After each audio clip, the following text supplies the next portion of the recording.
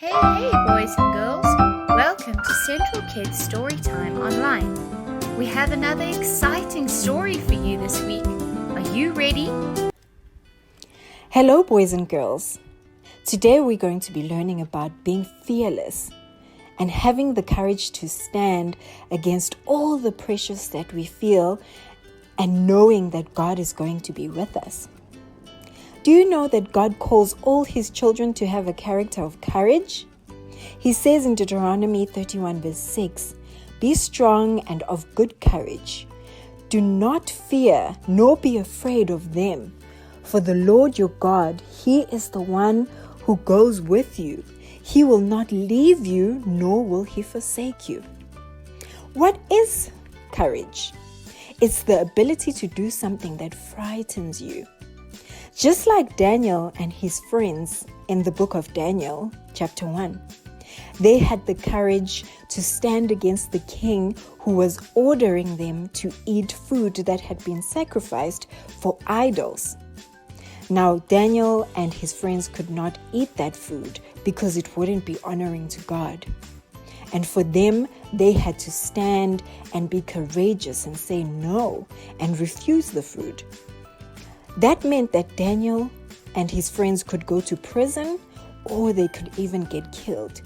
But you know what they did? They stood strong and they had the courage to say no. And God honored that because they became very great and respected men. And throughout the book of Daniel, you see that they have so many other trials that they have to face. But they are courageous in all of them, and God does not leave them, nor does He forsake them. What frightens you?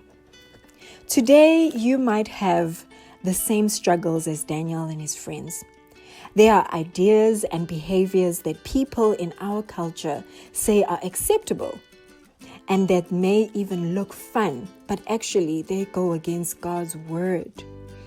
And if you take part in those activities, eventually your identity as a God follower begins to fade. And we don't want that. You need to have the courage to lean on God and be strong and stand strong.